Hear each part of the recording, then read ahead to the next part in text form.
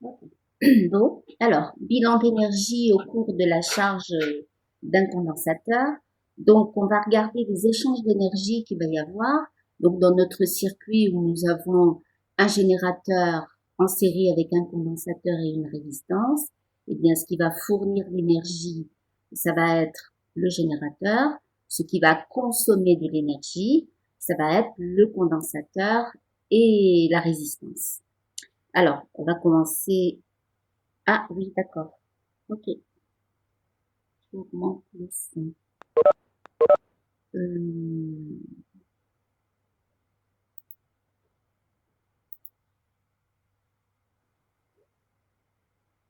alors, réglage du volume. Est-ce que c'est mieux comme ça? C'est mieux? Est-ce que vous m'entendez mieux? Qui est-ce qui m'avait dit que ça fonctionnait pas très bien? C'est bien? D'accord. Vous me prévenez si jamais c'est pas bon, hein? Merci. D'accord. Merci. Bon, alors, l'énergie fournie par le générateur. On va regarder ça à un instant T. Et puis après, à la fin, on regardera ce qui se passe à l'état final, c'est-à-dire quand le condensateur est complètement chargé et qu'est-ce qu'il y a eu comme échange d'énergie au total. Mais à un instant T quelconque, pendant la charge du condensateur, voilà ce qui se passe. Donc, énergie fournie par le générateur. Eh bien, on avait vu que la puissance fournie par un générateur, c'était le produit EI. Donc, pendant un intervalle de temps dt, l'énergie qui est fournie par le générateur au circuit, c'est le produit EI dt, puisque je vous rappelle que la puissance, c'est une quantité d'énergie par unité de temps, et que la puissance fournie par le générateur, c'est EI. Donc, l'énergie fournie pendant un intervalle de temps dt, c'est le produit EI dt. Donc, à l'instant T, si on veut savoir quelle est l'énergie qui est fournie par le générateur, eh bien, on doit faire la somme de toutes ces petites quantités d'énergie fournies par le générateur pendant des intervalles de temps d'été. Donc, on fait l'intégrale, donc je suis ici, l'intégrale entre l'instant zéro où le condensateur était complètement déchargé à l'instant T de d EG, de cette quantité-là, donc de EI dt. Alors, je vous rappelle que pour le courant électrique pendant la charge du condensateur, on avait trouvé l'expression E sur R exponentielle moins T sur T. Donc, je remplace I par son expression. Alors, je simplifie un petit peu. J'ai ce terme-là qui est constant, donc je vais le sortir de l'intégrale. Donc, j'ai E carré sur R, que j'ai sorti de l'intégrale. Et je dois intégrer entre 0 et T exponentielle moins T sur taux dt. Alors, on sait, c'est une intégrale très facile à calculer. L'exponentielle d'une quantité x, c'est l'exponentielle x, d'accord? Donc, exponentielle moins T sur taux, eh bien, c'est l'exponentielle moins T sur taux. Alors, comme l'exponentielle de moins T est à la puissance moins 1 sur taux, donc je vais écrire que c'est exponentielle moins T sur taux sur moins 1 sur taux. D'accord? Et c'est à prendre entre les instants 0 et T. Alors, il faut pas oublier que taux, c'est le produit RC. Donc, taux va se retrouver au numérateur, c'est-à-dire que j'ai E2 RC sur R. Et il me reste le signe moins qui reste, exponentielle moins t sur tout, c'est-à-dire que je vais avoir E carré C multiplié par moins exponentielle moins t sur tout à prendre entre 0 et t. Alors, j'inverse les bornes pour me débarrasser du signe moins. Donc, je vais avoir E carré C exponentielle de moins t sur taux à prendre entre t et 0. Alors, quand vous faites le calcul, eh bien, à l'instant 0, l'exponentielle vaut 1. Donc, je vais avoir 1 ici. Et à l'instant t, eh bien, l'exponentielle moins t sur tout, c'est exponentielle moins t sur tout. Donc, voici l'énergie fournie par le générateur à un instant t quelconque, pendant la charge du condensateur évidemment. C'est bon? Est-ce que tout le monde a suivi? Ça va? Bon, je considère que c'est bon. D'accord. Merci, Lamia. Alors, on va passer maintenant à l'énergie dissipée dans la résistance. Alors, l'énergie, merci. L'énergie dissipée dans la résistance. Alors, on va appliquer la loi de Joule. Si vous avez une résistance R qui est traversée par un courant I pendant un intervalle de temps dt, eh bien, l'énergie dissipée par effet Joule dans la résistance, c'est le produit RI carré dt. C'est la loi de Joule. Alors, habituellement, quand on n'a que des résistances dans le circuit, I est une constante, mais ici, le courant varie avec le temps. D'accord? Alors, je vais remplacer, encore une fois, le courant par l'expression que j'ai trouvée la dernière fois, c'est-à-dire E sur R exponentielle moins T sur T. Donc, j'ai l'énergie, alors ça c'était l'énergie dissipée pendant un intervalle de temps dt, et si je veux savoir quelle est l'énergie dissipée à un instant t, c'est-à-dire entre l'instant 0 et l'instant t, eh bien je dois intégrer cette expression entre 0 et t. Donc, j'ai R, I carré, et T, d'accord? Alors, j'ai ici, je vais avoir E carré sur R carré, qui va se simplifier avec le R. Donc, j'ai E2 sur R, intégrale 2, exponentielle, alors j'élève au carré, hein, moins de T sur T dt. C'est bon? Donc, c'est, alors l'exponentielle de moins de T sur taux, c'est l'exponentielle de moins de T sur taux sur son exposant, c'est-à-dire moins 2 sur taux, à prendre entre les instants 0 et t. Alors, il faut garder à l'esprit que taux, c'est RC, qui va se retrouver au numérateur. Donc, je vais avoir E carré RC sur 2R. J'ai le facteur 2 que j'ai sorti là. Il me reste toujours le signe moins et l'exponentielle moins de t sur taux. Alors, je dois faire ce calcul, je dois faire la différence entre l'expression, cette expression-là, entre l'instant 0 et l'instant t. Alors, pour me débarrasser du signe moins, j'inverse les bornes de l'intégrale, c'est-à-dire que je vais avoir E exponentielle moins de t sur taux à prendre entre t et 0. Alors, je sais qu'à 0, l'exponentielle de moins de t sur taux, ça va être 1. Et à l'instant t, eh bien, l'exponentielle de moins de t sur taux, c'est exponentielle de moins de t sur taux. Ce qui me donne l'énergie dissipée par effet Joule dans la résistance à un instant t, c'est-à-dire entre l'instant 0 et l'instant t, eh bien, c'est 1 demi de CE carré 1 moins exponentielle moins de t sur taux. Alors, si je compare, bon, on voit bien que ça n'a rien à voir pour le moment. Donc, j'ai l'énergie fournie par le générateur, c'est cette expression, et l'énergie dissipée par effet Joule dans la résistance, c'est celle-ci. C'est bon? Alors, on va passer au dernier terme, donc l'énergie qui est stockée dans le condensateur. Alors, je sais que à un instant t, si j'appelle le Q la charge du condensateur, eh bien, je sais que l'énergie qui est stockée, je ne vais pas refaire le calcul, l'énergie qui est stockée dans le condensateur, c'est 1 demi de Q carré sur C. D'accord? Alors, je remplace Q par l'expression que j'ai trouvée la dernière fois. Alors, pendant la charge du condensateur, Q de T, c'est CE multiplié par 1 moins exponentielle moins T sur taux. Donc, j'écris que Q carré, c'est C carré, E carré, 1 moins exponentielle moins T sur taux au carré. D'accord? Alors, ça se simplifie. J'ai le facteur C qui se retrouve au numérateur et au dénominateur. Donc, 1 demi de C E carré, 1 moins exponentielle moins T sur taux, le tout au carré. Alors maintenant, on va faire le bilan. On va voir si l'énergie qui est fournie par le générateur se retrouve bien en partie dans la résistance et en partie en partie perdue dans la résistance et en partie stockée dans le condensateur. Alors, on fait notre bilan. On va écrire la somme de l'énergie stockée dans le condensateur et de l'énergie dissipée dans la résistance à un instant t, c'est-à-dire entre l'instant 0 et l'instant t. Alors,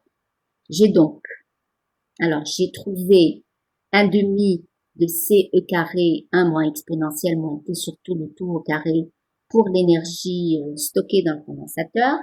Et j'ai trouvé un demi de CE carré 1 moins exponentielle moins 2t sur tout pour l'énergie qui est dissipée dans la résistance entre l'instant 0 et l'instant t. Alors, j'ai le terme 1 demi de CE carré qui est commun, donc je le mets en facteur, et je vais faire la somme de ce terme-là et de celui-là. Alors ici, j'élève au carré, donc j'ai 1 moins 2 exponentielle, donc le double produit, plus ce terme au carré, d'accord, plus ce terme-là.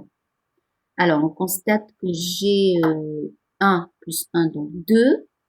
J'ai le terme exponentielle moins 2t sur tout qui part avec ce terme-là.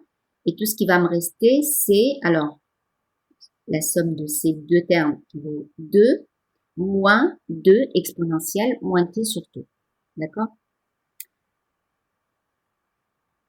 C'est bon. Alors, si je fais la somme, eh bien, je vais avoir le facteur 2 qui va partir avec le 1 demi. Donc, je vais avoir CE carré 1 moins exponentielle moins t sur tout. C'est bon? Et si vous comparez avec ce qu'on avait trouvé pour l'énergie fournie par le générateur, eh bien, on se rend compte que EC plus ER, c'est bien EG. Donc, l'énergie fournie par le générateur se retrouve en partie stockée dans le condensateur et en partie perdue définitivement dans la résistance. Alors, les valeurs particulières de chacun de ces termes. Qu'est-ce qui se passe quand le condensateur est entièrement chargé? Eh bien, quand le condensateur est entièrement chargé, je suis à l'instant t qui tend vers l'infini. Alors, on va remonter. Bon, on est encore sur cette page. Alors, EG. EG, je remonte à la page précédente. Voilà ce qu'on avait trouvé pour EG. Si je fais tendre t vers l'infini, je vais avoir exponentielle de moins l'infini qui vaut 0. Et l'énergie fournie par le générateur, eh bien, elle tend vers la valeur CE carré. C'est bon? Qu'est-ce qu'on a pour l'énergie dissipée dans la résistance? Quand t tend vers l'infini, eh bien, ce terme-là, ça va être exponentielle de moins l'infini, il va tendre vers 0. Donc, l'énergie dissipée dans la résistance, ça va être 1 demi de CE carré. J'en arrive à l'énergie stockée dans le condensateur. Donc, quand t tend vers l'infini, ce terme-là va tendre vers 0. Et l'énergie stockée dans le condensateur va tendre vers 1 demi de CE carré. Alors, je reprends donc ces valeurs particulières qu'on vient de voir. J'ai EG égale CE carré, EC égale 1 demi de CE carré et ER égale 1 demi de CE carré. Alors, qu'est-ce qu'on constate? Eh bien, on constate que la moitié de l'énergie qui a été fournie par le générateur, excusez-moi, je reprends.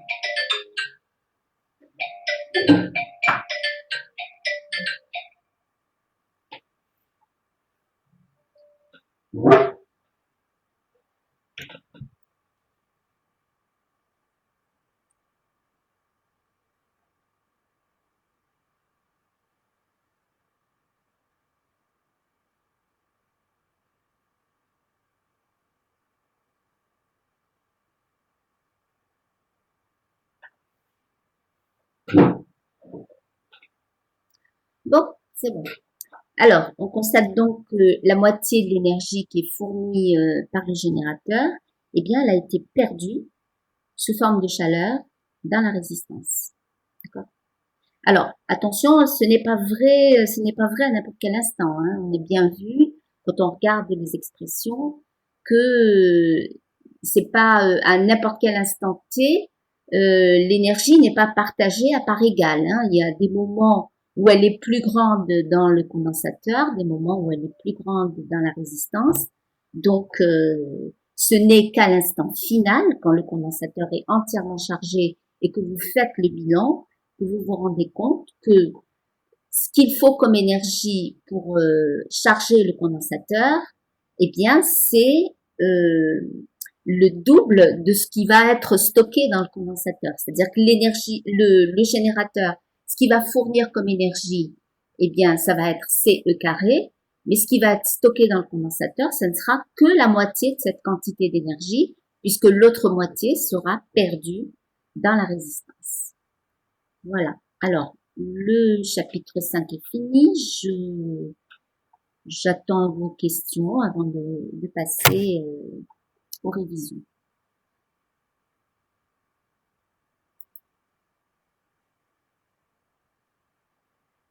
D'accord.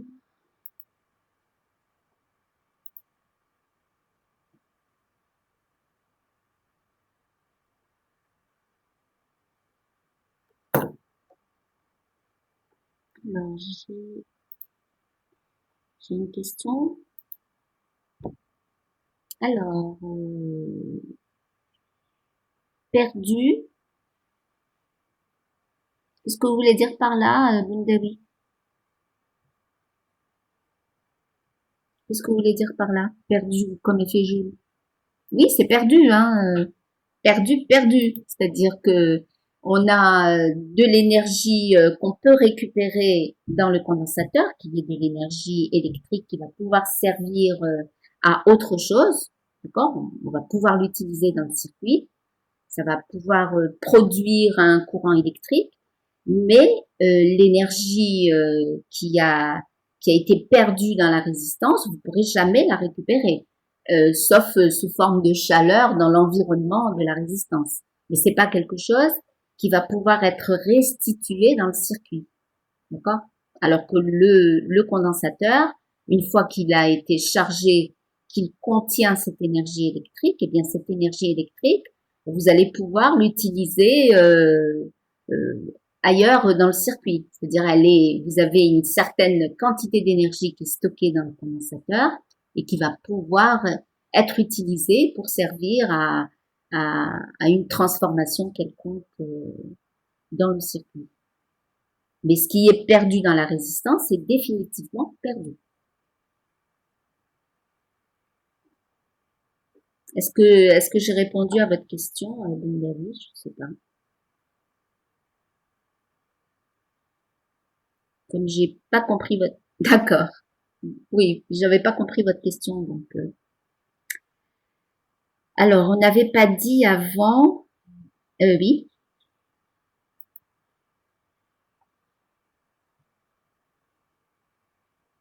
oui, oui, c'est le cas. Oui. Ben, c'est quoi l'énergie, c'est quoi Q? La charge d'un condensateur. La charge d'un condensateur, c'est le produit CV. Donc, si vous remplacez dans votre expression QV, ben, ça vous donne CV carré. D'accord? Ici, V, c'est la force électromotrice du générateur. D'accord. Ok. Ok. Bon, alors si vous êtes prêts, on passe à la révision. C'est bon? Vous avez d'autres questions?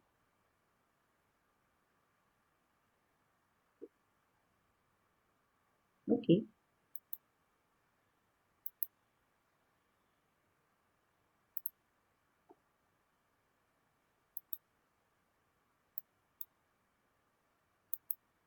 Voilà. Alors, j'ai repris depuis le début.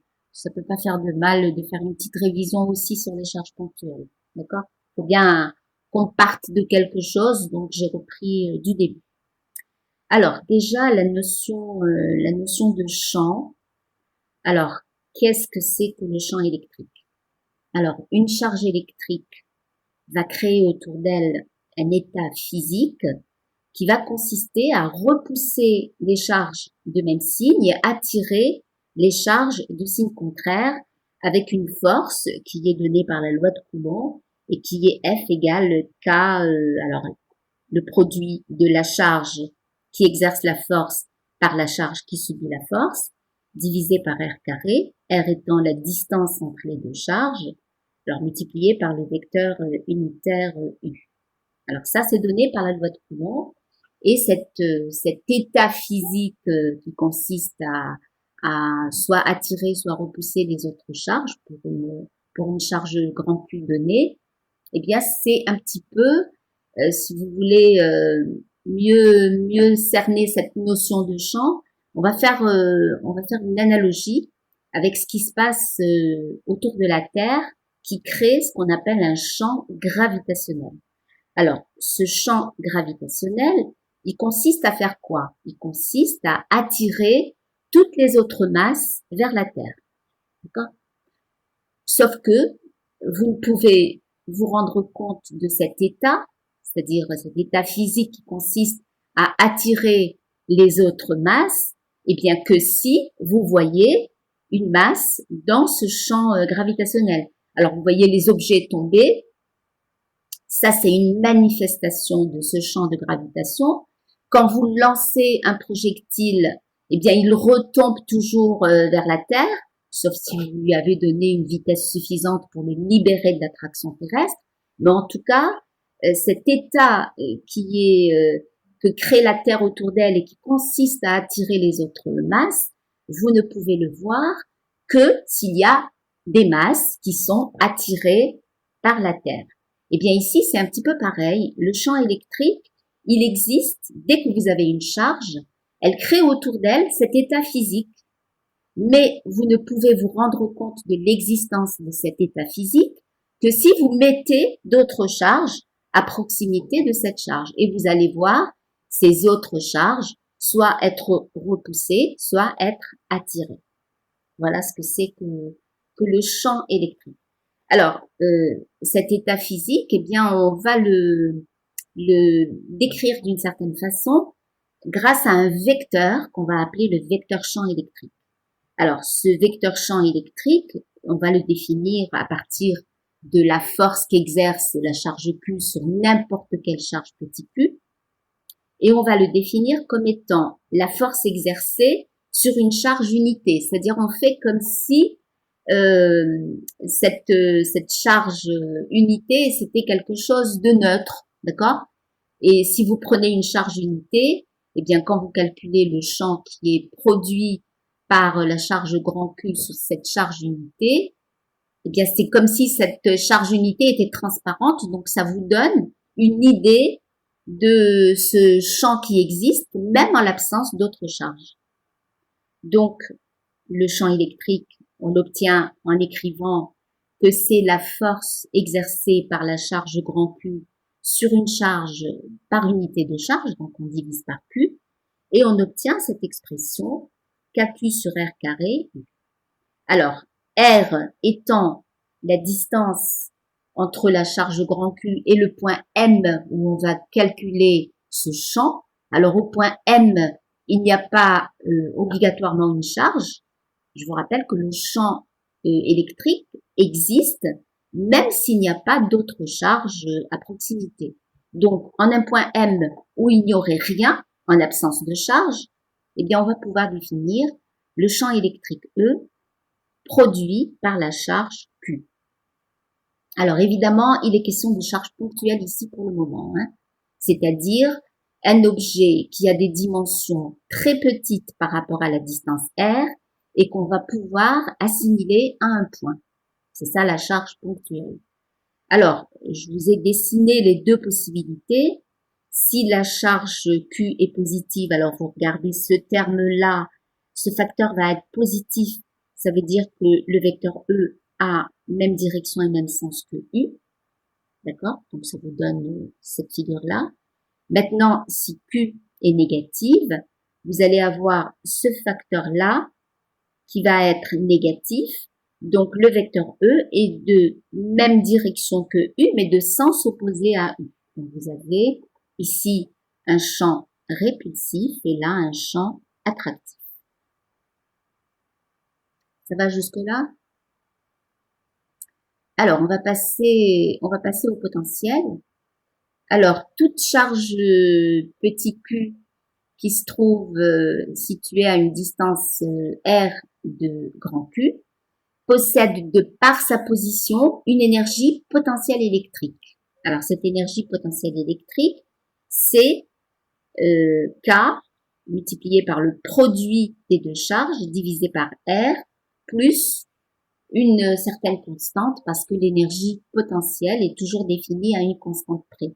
Alors, ça, c'est à mettre en analogie avec l'énergie potentielle de gravitation.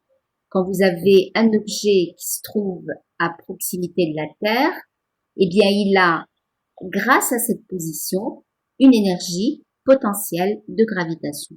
Eh bien, ici, c'est pareil. Une charge Q qui se trouve à proximité d'une autre charge grand Q, eh bien, elle va, grâce à sa position, avoir une énergie potentielle électrique. Alors, le potentiel électrique maintenant, qui est créé par la charge grand Q, il est défini comme l'énergie potentielle d'une charge unité. C'est-à-dire qu'on va écrire que V, le potentiel, c'est, on va avoir quoi à la place de la constante? Alors, la constante, elle est définie, grâce à une position particulière à laquelle on connaît l'énergie potentielle. Alors, généralement, c'est presque toujours le cas, comme l'influence de la charge grand Q sur la charge petit q va être nulle quand la distance est très très grande, d'accord? Je vous rappelle que l'énergie potentielle, c'est une énergie qui existe parce que la charge petit q a cette position par rapport à la charge grand Q. Donc, si vous la mettez à une distance infinie de la charge grand Q, eh bien, elle aura, la charge grand Q n'aura aucune influence sur elle, donc elle n'aura pas d'énergie potentielle. Donc, généralement, on considère que l'énergie potentielle de la charge petit q, quand elle se trouve à une distance infinie de la charge grand Q, c'est zéro. Et donc, ça nous permet d'avoir généralement cette constante est égale à zéro. Quand vous faites tendre R vers l'infini et que vous dites que l'énergie tend vers zéro, eh bien, cette constante, généralement, elle est nulle. Est-ce que j'ai répondu à votre question? Je sais plus qui m'avait demandé ça. Oui, Bunderu. J'ai répondu à votre question?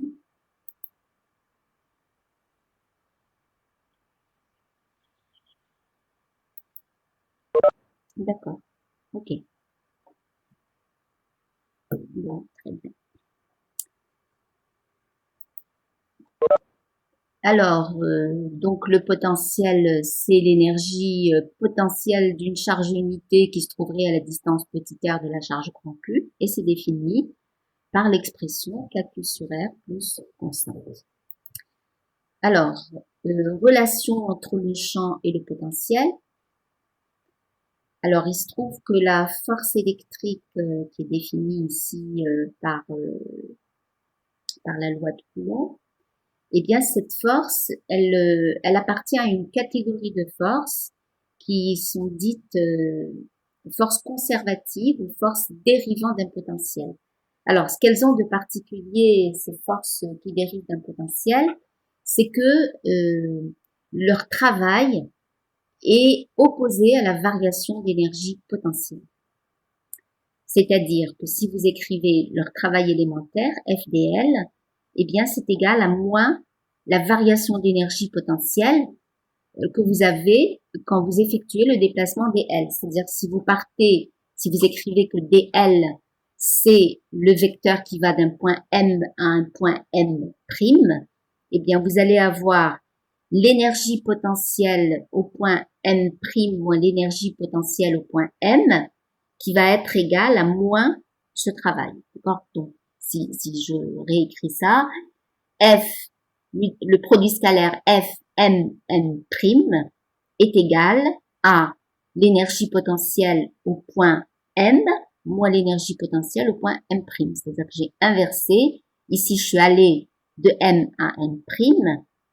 Et à cause de ce signe moins, je vais écrire que c'est l'énergie potentielle initiale, donc énergie potentielle au point M, moins énergie potentielle au point M'. Alors, cette relation peut aussi s'écrire F égale moins gradient de l'énergie potentielle. C'est comme ça qu'on dit qu'une force dérive d'un potentiel.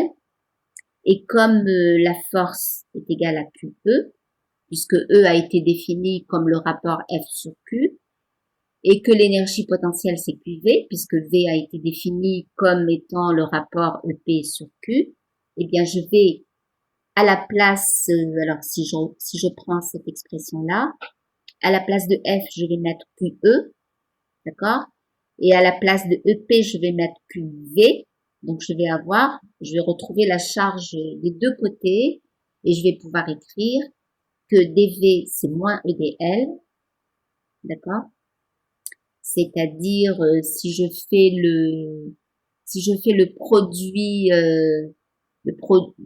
alors ce produit scalaire il peut s'écrire de deux manières, soit c'est le module de E par le module de dl par le cosinus de l'angle qu'il y a entre les deux vecteurs, soit c'est la somme des produits des composantes. Alors s'il s'agit de composantes cartésiennes, eh bien je vais avoir dv égale à moins ex dx, moins ey dy, moins ez dz, puisque les composantes cartésiennes de E, ça sera ex, ey, ez, et que les composantes cartésiennes de dl, ça sera dx, dy, dz.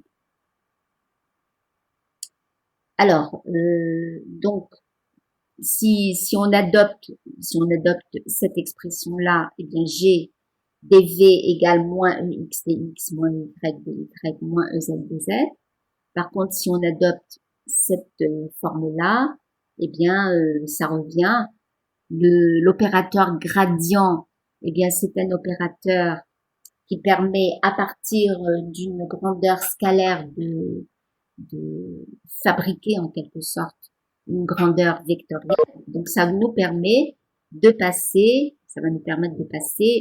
du potentiel au champ. Donc on a E égale moins gradient de V, puisque F égale à moins gradient de EP. Donc ici j'écris que ça c'est QE, d'accord? Et que de ce côté, EP c'est QV. Et comme je vais retrouver la charge des deux côtés, eh bien, ça me donne E égale moins gradient de V. Alors, comment ça se traduit, cet opérateur gradient? Eh bien, ça nous permet d'établir une relation entre les composantes de ce vecteur, d'accord? Et les dérivées partielles par rapport à x, y et z du potentiel. Donc, j'ai EX égale moins dérivée partielle de V par rapport à X, EY égale moins dérivée partielle de V par rapport à Y, et EZ égale moins dérivée partielle de V par rapport à Z. Voilà donc pour la relation entre le champ et le potentiel. Donc ça s'écrit, c'est la même relation qui peut s'écrire de deux façons différentes, soit sous cette forme-là, dV égale moins EDL, soit sous cette forme, E égale moins gradient de V. Et c'est exactement la même chose.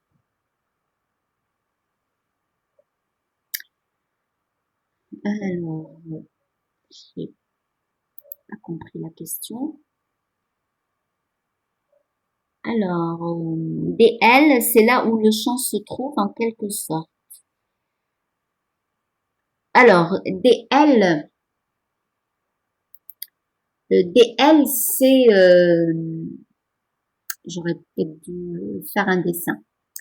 dl, c'est un petit déplacement à l'intérieur de l'espace où règne le champ électrique. D'accord? Donc, si dans ce champ électrique E, vous allez d'un point M à un point M', c'est-à-dire vous effectuez le déplacement dl, eh bien, vous allez faire apparaître une différence de potentiel entre le début de votre déplacement et la fin de votre déplacement. D'accord? La différence de potentiel, dV, alors si votre déplacement c'est M', votre différence de potentiel, quand vous commencez au point M et que vous finissez au point M', eh bien ça sera V au point M' moins V au point M égale A moins E multiplié par le déplacement M'. Est-ce que c'est plus clair? D'accord. Okay. Alors, on va passer au système de deux charges ponctuelles. Alors, on va appliquer ce qu'on appelle le principe de superposition. Alors, le principe de superposition, il consiste à faire abstraction d'une des charges. De quoi vous parlez, Bundawi? C'est quoi ce point-là? C'est le principe de superposition?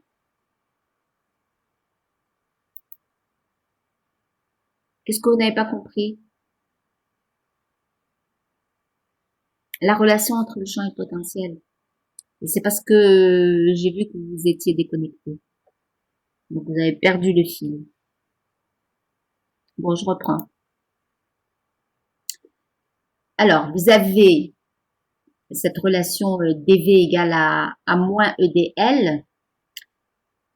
C'est la relation qu'il y a. Alors, quand vous avez une région d'espace où vous avez un champ électrique, d'accord, qui règne, et que vous regardez deux points, un point M et un point M', donc mon déplacement dl, ça va être le vecteur MN', et bien quand vous êtes juste E égale moins gradient de V, E égale moins gradient de V, c'est une autre façon d'écrire cette relation dV égale moins EDL. Alors d'où ça vient? Eh bien, vous avez dV égale à moins EDL, donc ça me donne si je développe mon produit scalaire, eh bien je fais la somme des produits des composantes. Donc vous êtes d'accord que c'est moins, j'ouvre la parenthèse, EX dx plus EY dy plus EZ dz. Jusque là, c'est bon. J'ai juste écrit mon produit scalaire en fonction des composantes. Alors maintenant, eh bien je vais peut-être rajouter ça dans le PDF après. Hein, je note. D'accord. Alors après, eh bien quand vous avez une fonction à plusieurs variables ici, vous êtes bien d'accord que si le champ a des composantes dans toutes les directions de l'espace, eh bien ça veut dire que le potentiel, lui aussi, va dépendre de toutes les coordonnées de x, de y et de z.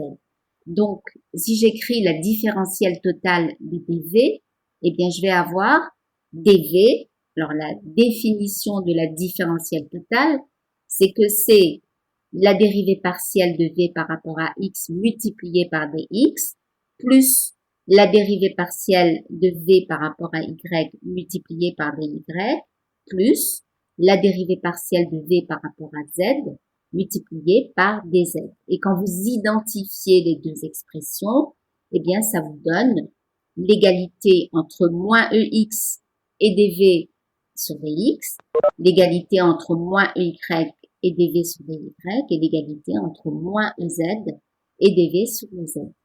Alors, je rajouterai une ligne ici pour faire le lien. Alors, je l'avais fait quand on a fait le cours en amphi, j'avais fait ce lien-là, mais bon, comme c'était juste un rappel, J'ai sauté cette étape, mais je vais rajouter ça dans le PDF. Est-ce que c'est plus clair, Gabi?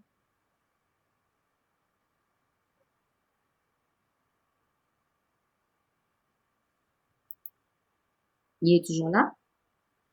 D'accord.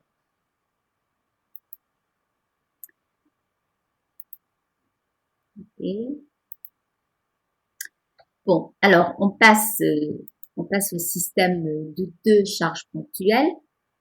Alors, le principe de superposition, ben, il consiste à considérer chacune des charges comme si elle était seule et de regarder quel est le champ et le potentiel qu'elle produit. Et puis après, on fait la somme des deux contributions au champ et au potentiel.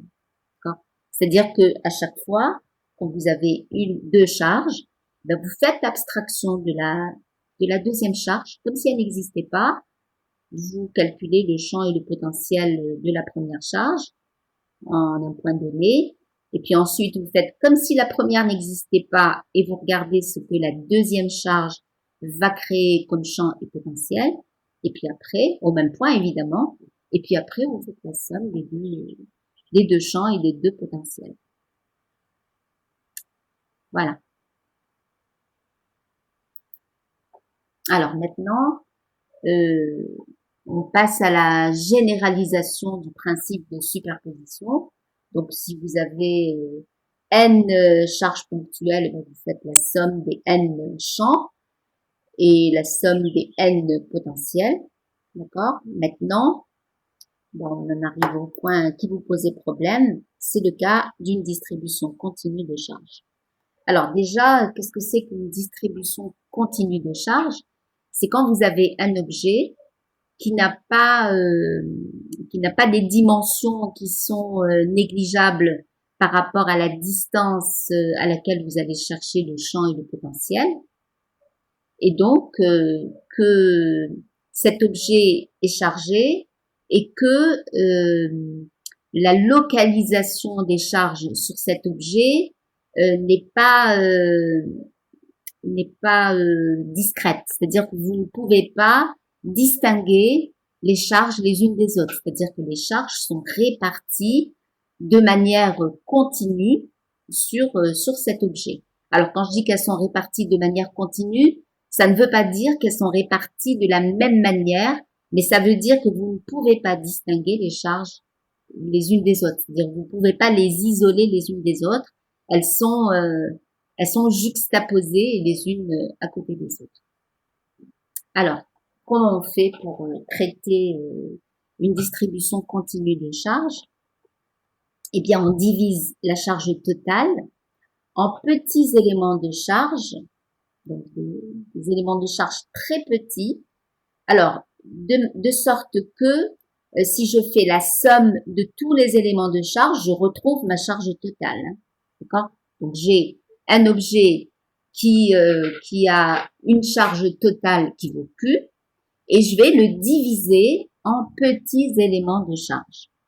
Alors, chaque élément de charge va, s'il est suffisamment petit, va pouvoir être considéré comme une charge ponctuelle et il va produire un champ et un potentiel. Alors, ce champ, je vais l'appeler DE parce que ça va être une toute petite partie du champ total.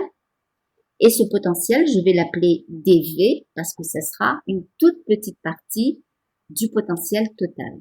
Alors, donc, cet élément de charge DQ va produire un champ DE de module. J'applique la définition du champ produit par une charge ponctuelle puisque DQ est tellement petite que je peux la considérer comme une charge ponctuelle. Donc, je vais avoir KDQ sur R carré.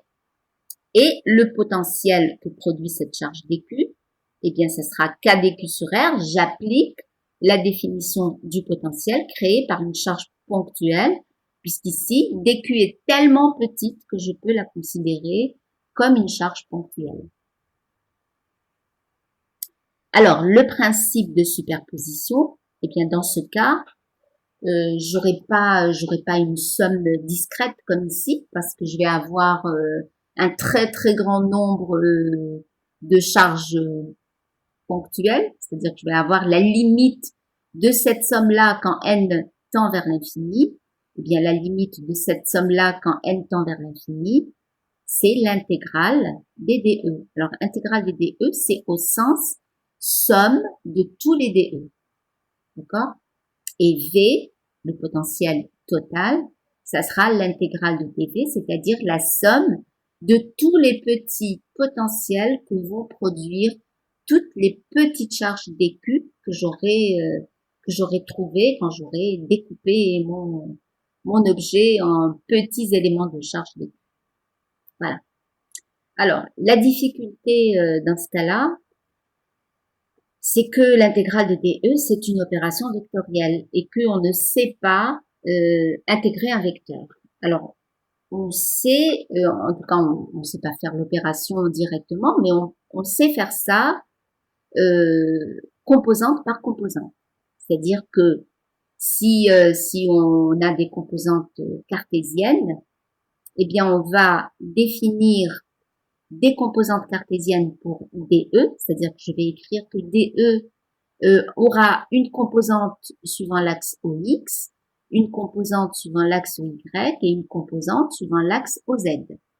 Et mon champ total, qui a comme composante EX, EY, EZ, eh bien, il sera tel que sa composante EX sera la somme de toutes les composantes DEX, sa composante EY sera la somme de toutes les composantes DEY, et sa composante EZ sera la somme de toutes les composantes DEZ. Alors, on a déjà traité des exercices avec des charges ponctuelles où on avait fait les sommes des composantes EX, EY ou EX, EZ, etc. Et ben, c'est la même chose, sauf que il y a un très grand nombre de composantes DEX, un très grand nombre de composantes DEY et un très grand nombre de composantes DEZ. Alors, une fois qu'on a calculé ces trois intégrales, eh bien, on obtient le champ total qui aura pour composante EX, EY, EZ. Et voici son module.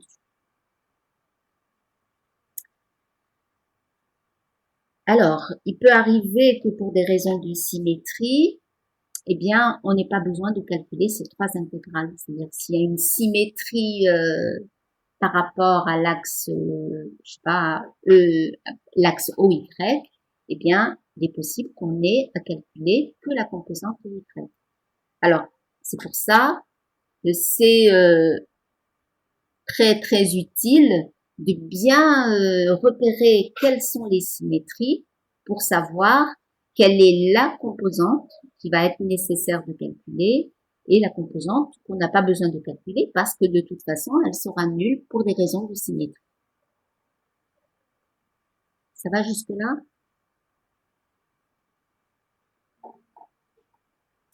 Alors, on va passer aux applications. Alors, la charge sur un objet qui est chargé, elle peut être répartie de différentes manières. Si c'est un fil, eh bien, ça va être réparti sur la longueur du fil. Si c'est une surface, ça peut être réparti sur la surface. Et si c'est un volume, ça peut être réparti dans le volume. Alors, on va voir ces différents cas. Donc, si vous avez une charge répartie en longueur, alors on va considérer un fil de longueur L et de charge Q. Alors, si on veut calculer le champ créé par ce fil en un point M, eh bien, on va diviser le fil en petits éléments de longueur dl. Alors, ces petites longueurs dl devront être telles que si je les additionne toutes, je retrouve la longueur totale du fil. D'accord? Alors, chaque élément de fil de longueur dl va porter une quantité de charge dq. Et si dl, je l'ai pris suffisamment petit, eh bien, cette charge dq va pouvoir être considérée comme une charge ponctuelle. Alors, évidemment, la charge totale sera la somme de toutes les charges dq que j'aurai délimitées sur mon fil. Alors, on va voir un dessin. Voilà. Alors, l'élément, j'ai donc découpé mon fil, j'ai pris un fil de forme quelconque, d'accord, et je cherche le champ au point M. Alors, j'ai découpé mon fil en petits morceaux de longueur DL et je vais considérer un morceau en particulier, d'accord. Je prends le petit bout de fil de longueur DL et je regarde quel est le champ et quel est le potentiel qui va produire au point M. Alors, le point M se trouve à la distance R du petit élément de fil DL. C'est bon? Eh ben, j'applique la définition du champ électrique qui est créé par une charge ponctuelle. Donc, c'est K dQ sur R carré U. Donc, j'ai mis un vecteur U qui va me donner la direction du champ, d'accord? Et qui me donnera aussi le sens du champ. Donc, ça dépendra du signe de la charge. Alors, si je prends, j'ai fait le dessin si la charge est positive, hein. Il faut bien que je décide d'un signe pour avoir le sens du champ. Donc, j'aurai le champ des E qui sera répulsif. Évidemment, si la charge avait été négative, eh bien, le champ aurait été attractif. C'est bon? Alors, cet élément de charge dQ qui est porté par la petite longueur de fil dL va donc créer un champ des E et un potentiel des V. Alors, quand on a une charge qui est répartie sur une longueur, eh bien, on définit ce qu'on appelle une densité linéique de charge. Alors, on l'appelle lambda. Alors, lambda comme longueur. Donc, c'est la quantité de charge par unité de longueur et son unité, c'est le coulomb par mètre. Alors, si lambda est constante, c'est pas toujours le cas, mais si lambda est constante, eh bien, on dit que le fil est uniformément chargé. Inversement, si on vous dit que le fil est uniformément chargé, eh bien, ça signifie que lambda est constante. Alors, on va voir un exemple. Alors, on cherche le champ et le potentiel créé par une spire circulaire de rayon grand R, de charge Q, uniformément répartie sur la longueur. Alors, uniformément répartie sur la longueur, ça veut dire que lambda est constante, en un point de l'axe perpendiculaire à la spire. Alors, on va d'abord chercher le champ, et puis après, on regardera le potentiel.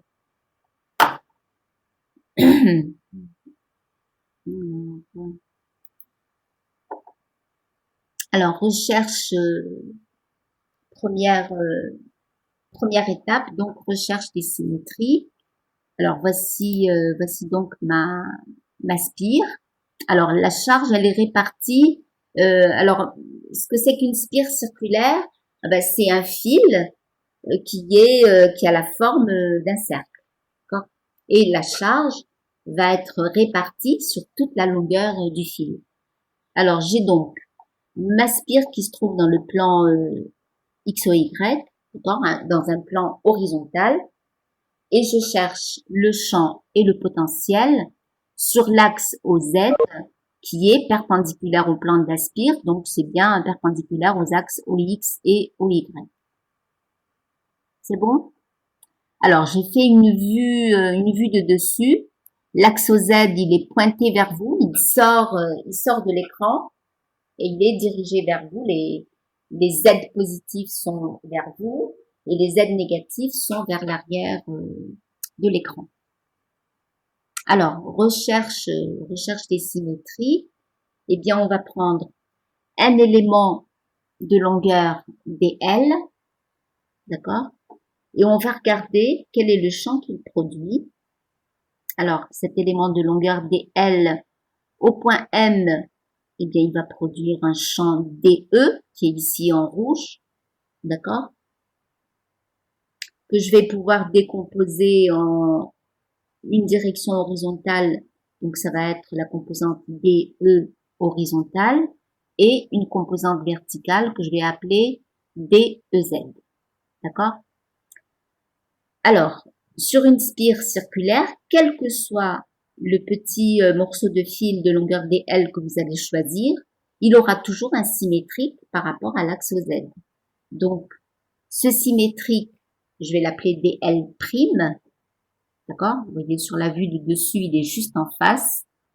Alors, cet élément de longueur DL' va produire un champ, alors qu'il y a cette direction-là, DE', d'accord? On voit tout de suite qu'il est symétrique de DE par rapport à l'axe Z. Alors, ça va être confirmé par les composantes. On a DE H' et DE' Z. Et on voit tout de suite que comme les DL est égal à DL', donc DQ est égal à DQ', cette distance R est égale à cette distance R', d'accord? Tout est identique. Donc, on va avoir en module DE égale à DE'. On va avoir DEH opposé à DE', et DEZ égale à DE'. C'est bon? Alors, qu'est-ce que ça veut dire? Eh bien, je peux généraliser ça à toutes les petites longueurs DL que je peux prendre sur toute la longueur de la spire. Donc, si je prends un autre élément DL ici j'ai pris DL et DL' sur l'axe Y, mais c'est pas une obligation. Si je prenais un DL ici, eh bien, il aurait un symétrique ici, qui donnerait un champ, alors des champs qui seraient symétriques par rapport à l'axe Z. Et si vous construisez les composantes horizontales et verticales de ces deux champs, eh bien, vous allez vous rendre compte que vous obtenez exactement la même chose. DEH opposé à DE', et DEZ égale à DE'. C'est-à-dire que je peux généraliser le raisonnement que j'ai fait pour DL et DL', donc ici pour DL et DL', qui vont donner des composantes verticales égales et des composantes horizontales qui vont s'annuler. Si je faisais la somme de DE et DE', eh bien, je n'aurais que la somme des composantes DEZ et DE'. Et la somme de DEH et DE', donnerait 0. Et quand on généralise ça à toute la longueur de la spire, eh bien, on se rend compte qu'au bout du compte, toutes les composantes DEZ vont s'additionner, toutes les composantes horizontales vont s'annuler deux par deux, et je vais pouvoir dire que le champ total va être porté par l'axe Z, c'est-à-dire que dans mes trois composantes EX, EY, EZ, eh bien, je n'aurai que EZ qui sera différente de 0, et je vais pouvoir écrire que E, le champ total, c'est uniquement la composante EZ, et que c'est la somme de tous les DEZ. Est-ce que c'est clair? Alors, si M n'était pas sur l'axe OZ, ou bien, nous, on traite pas ce genre de cas. Bon, généralement, on traite des cas où il y a une symétrie, mais je me rends compte que on a traité que des cas avec des symétries, donc je vais vous préparer pour la prochaine fois un exemple où il n'y a pas de symétrie. D'accord? Comme ça réglera ce genre de problème. Bon, ici, on a choisi de calculer le champ sur l'axe Z et pas ailleurs. Hein. D'accord. Je vais noter.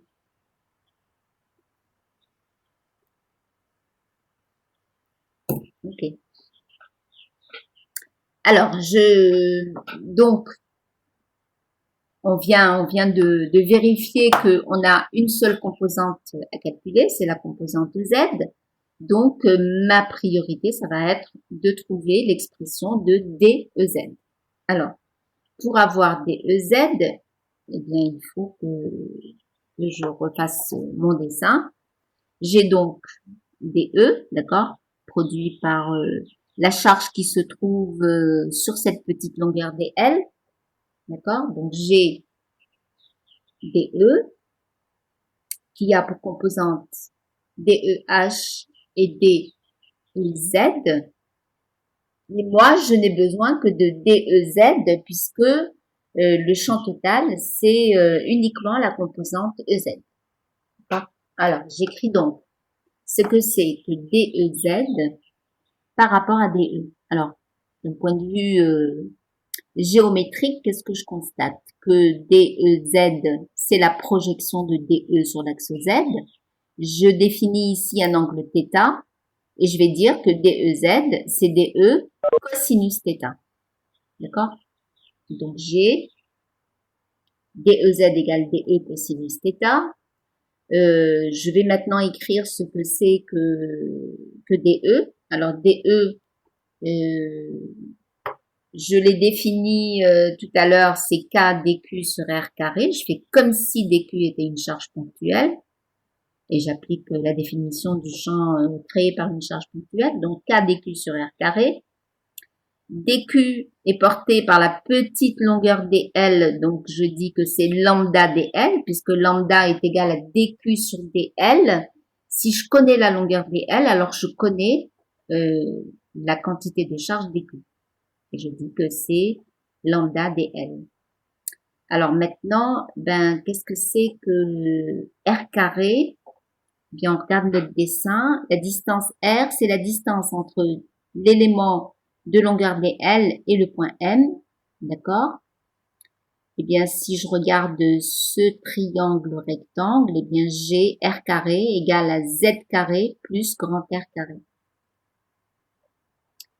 Et j'ai aussi besoin du cosinus θ.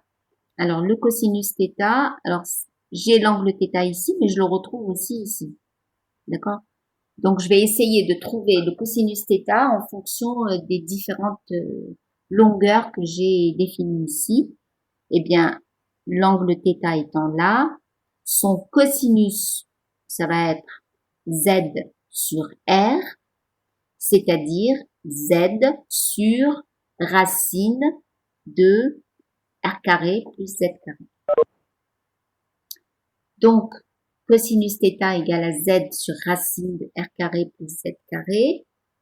Et je vais reprendre mon expression de DEZ. J'écris que c'est DE cosinus θ. Alors, DE qui vaut K lambda DL sur R2 plus Z2. Donc, le voici. Et cosinus θ qui vaut Z sur racine de R carré plus Z carré. Donc, je regroupe les termes. J'ai KZ lambda DL sur, alors je retrouve ici la même expression, une fois la puissance 1, une fois la puissance 1 demi, donc ça sera la puissance 3 demi. Et j'intègre pour avoir Z. Alors, quelle est ma variable ici?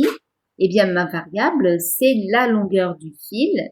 J'intègre sur, je vais faire la somme de toutes les petites longueurs dl que j'aurai définies sur toute la longueur de la spire. Eh bien, je vais faire la somme de tous les dl entre 0 et L, la longueur totale du fil. Et la longueur totale du fil, puisque c'est une spire circulaire de rayon grand R, eh bien, ce sera la longueur totale du fil, ce sera 2πr. Alors, je remplace donc ici cette intégrale par 2πr. C'est bon? Alors, d'un autre côté, lambda multiplié par 2πr, qui est la longueur totale du fil, eh bien, lambda multiplié par la longueur totale, eh bien, ça me donne la charge totale, puisque lambda, c'est la densité linéique de charge, c'est-à-dire la quantité de charge par unité de longueur. Donc, ici, à la place de lambda multiplié par 2πr, je vais pouvoir mettre la charge totale qui est Q. Voilà, donc E égale EZ égale KQZ sur R2 plus Z2 à la puissance 3,5. Vous n'avez pas compris l'intégrale. Ok, je vais bien.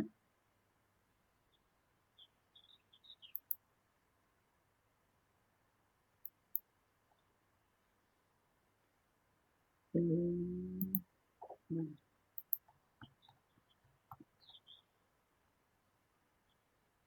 Alors, je regarde les choses. Vous êtes d'accord? Alors c'est Rizig qui a posé la question.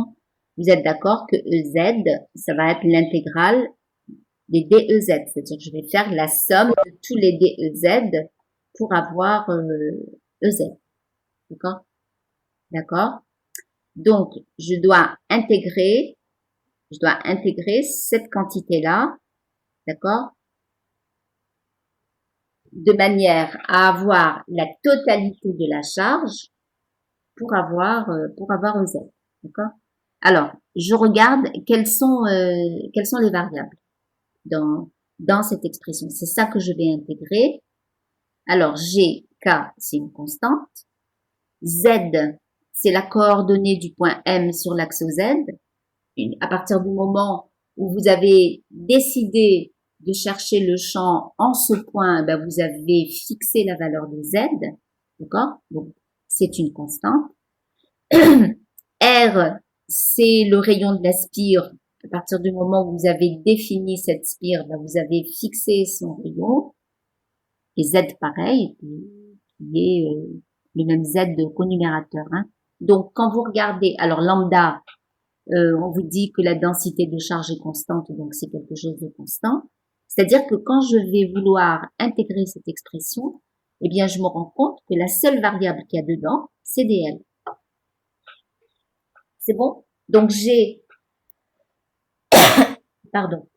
sorti tout ce qui était constant, d'accord? Donc, K, Z, lambda, R2 plus Z2 à la puissance 3,5, tout ça, je l'ai sorti. Et il me reste plus qu'à intégrer dl, donc à faire la somme de toutes les petites longueurs dl qui vont faire la spire totale. D'accord? C'est-à-dire que je vais avoir la somme entre 0 et la longueur totale de la spire de tous les dl. Donc je vais avoir L moins 0, c'est-à-dire L, et L, eh bien, puisque c'est une spire circulaire, sa longueur, c'est le périmètre du cercle de rayon R, donc c'est 2 pi R. Est-ce que c'est plus clair, le zip? C'est bon? D'accord. Okay.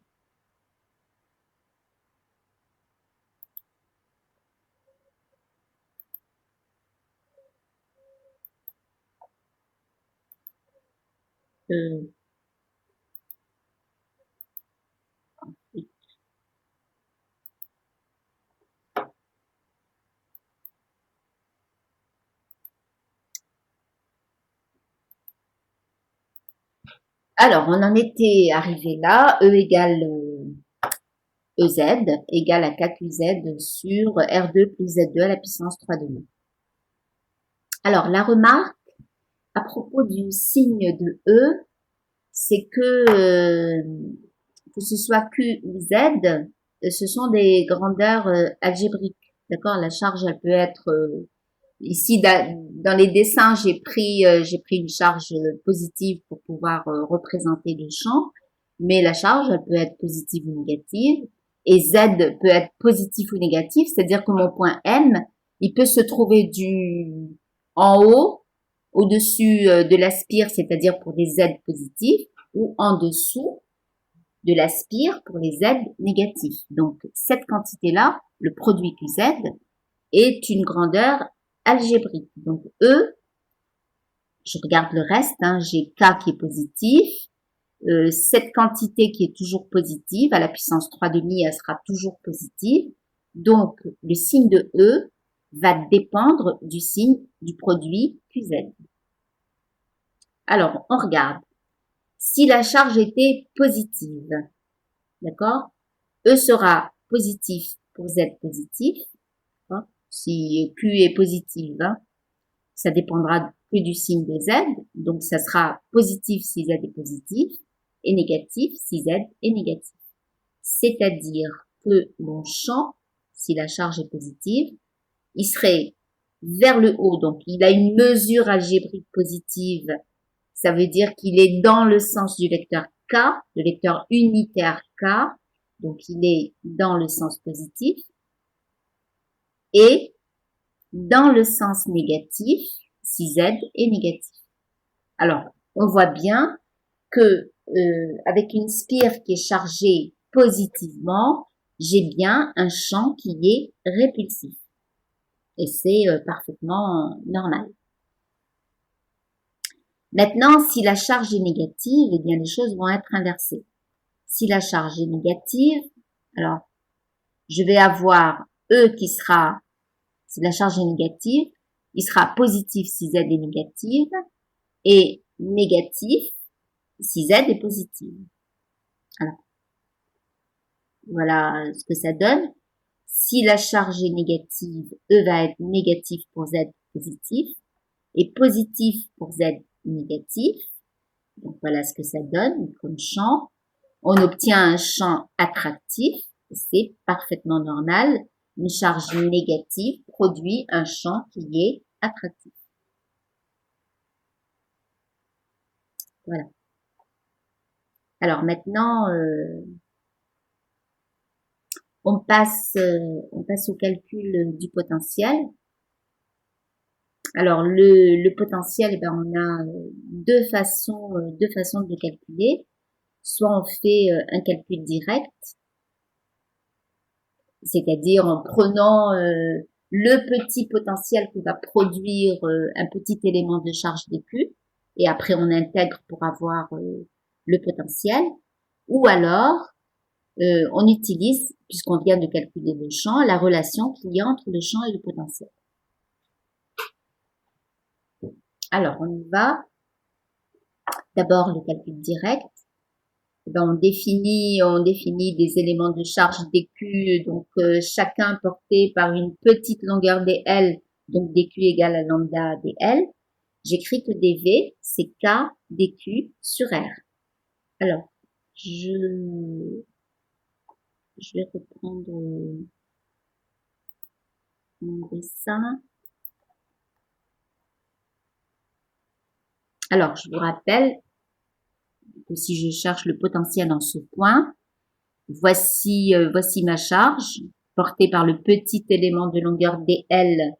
Alors dl suffisamment petite pour que je puisse considérer la charge dQ comme une charge ponctuelle. Donc si je cherche le potentiel au point M, eh bien ça va dépendre de la charge dQ et ça va dépendre de cette distance petit r. D'accord? Qui est aussi égale à racine de r carré plus z carré. Alors je reviens ici. Donc pour un élément de charge dQ, j'ai le potentiel qui sera K dQ sur R. Donc K dQ sur racine de R carré plus Z carré. Et le potentiel total, eh bien, ça sera la somme de tous les dV. Donc j'intègre cette expression. Alors, ce qui va être ma variable, ça va être dQ. Donc je vais avoir K sur racine de R carré plus Z carré intégrale des dQ et intégrale des dQ, c'est-à-dire la somme de toutes les petites charges que j'aurai délimitées en découpant ma spire en petits morceaux, eh bien c'est la charge totale. Donc je vais avoir V égale à KQ sur racine de R carré plus Z carré plus ma constante d'intégration parce que je n'ai pas mis de borne à mon intégrale. Alors, comme je sais que le potentiel est nul à l'infini, eh bien quand Z tend vers l'infini, on voit tout de suite que KQ sur racine de R carré plus Z carré va tendre vers 0. et que donc ma constante va être nulle et je peux dire que le potentiel c'est KQ sur racine de R carré plus Z carré. Donc voilà le potentiel par le calcul direct.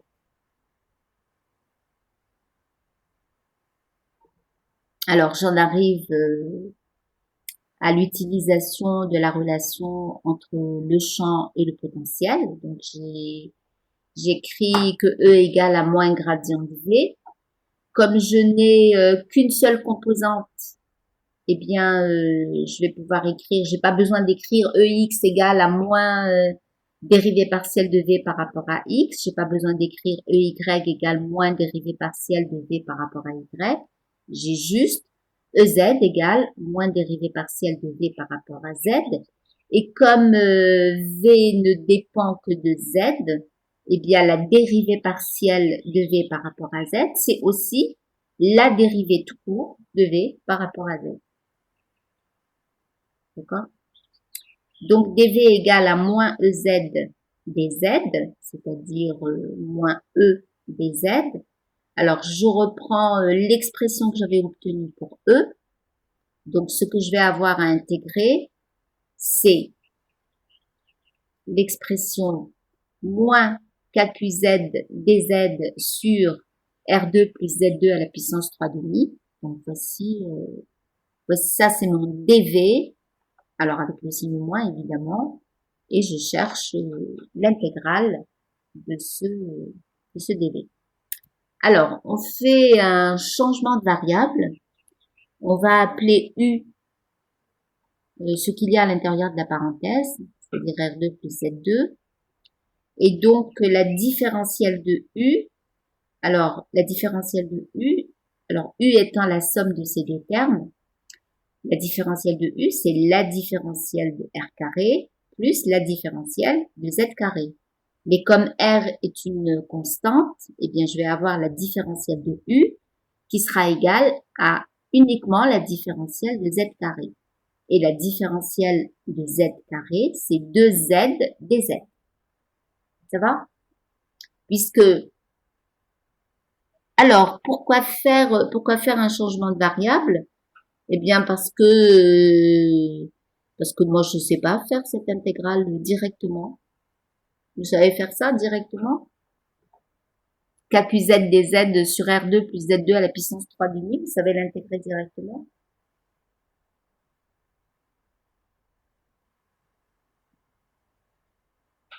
D'accord. Donc, on est obligé de passer par le changement de variable. Donc, le changement de variable, ça sert à quoi? Ça sert à écrire votre intégrale d'une manière plus simple pour que ça ait une forme de différentiel connu qui va vous permettre de trouver tout de suite l'intégrale. D'accord? Donc, si j'écris que ici, c'est U à la puissance 3 demi, et que en haut, alors, sachant que du c'est 2z dz, ben en haut, je n'ai pas le facteur 2, hein, j'ai z dz, c'est-à-dire que je vais dire que au numérateur, j'ai kq multiplié par du sur 2, et qu'au dénominateur, j'ai u à la puissance 3 demi. Donc j'écris ça. Donc v égale moins kq sur u à la puissance 3 demi, multiplié par mon numérateur z dz, qui est du sur 2. Ça va? Alors, je sais que l'intégrale de du sur u à la puissance 3 demi, alors u à la puissance 3 demi, ben, si je le mets au numérateur, ça va me donner u à la puissance moins 3 demi multiplié par du sur 2. Et u à la puissance moins 3 demi, c'est de la forme u à la puissance n. Pour l'intégrer, j'ai u à la puissance n plus 1 divisé par n plus 1. Alors ici, je vous rappelle que le n, c'est moins 3 demi. Donc, moins 3 demi plus 1, ça me donne moins 1 demi. D'accord? Donc, je vais avoir u à la puissance moins 1 demi sur moins 1 demi. C'est bon? multiplié par moins 1 sur 2. C'est-à-dire que j'ai le moins 2 avec le moins 1 demi, avec le u à la puissance moins 1 demi au numérateur qui va me donner kq sur u à la puissance 1 demi plus constante. Alors, u étant égal à R2 plus Z2, eh bien V, ça sera kq sur racine de R2 plus Z2. C'est bon? Plus ma constante d'intégration qui est nulle si je sais que le potentiel est nul à l'infini. Est-ce que vous avez besoin que je détaille alors pourquoi on n'a pas mis de borne? Ben parce qu'on n'a pas intégré en fonction de la longueur. Notre variable ici c'est z.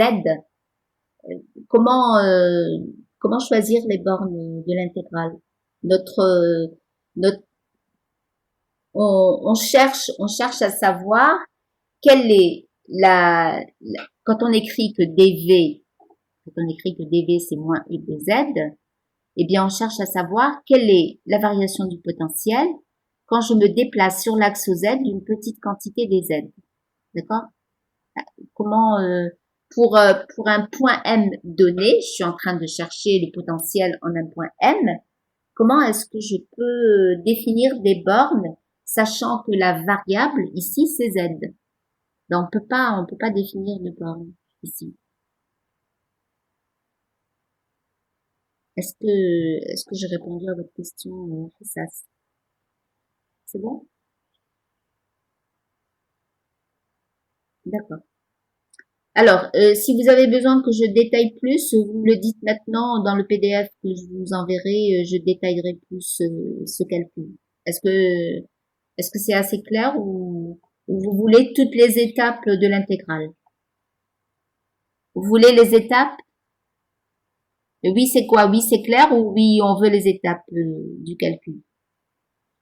Allez-y.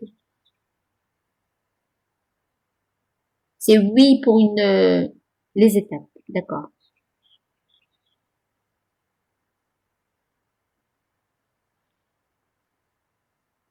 Un, deux,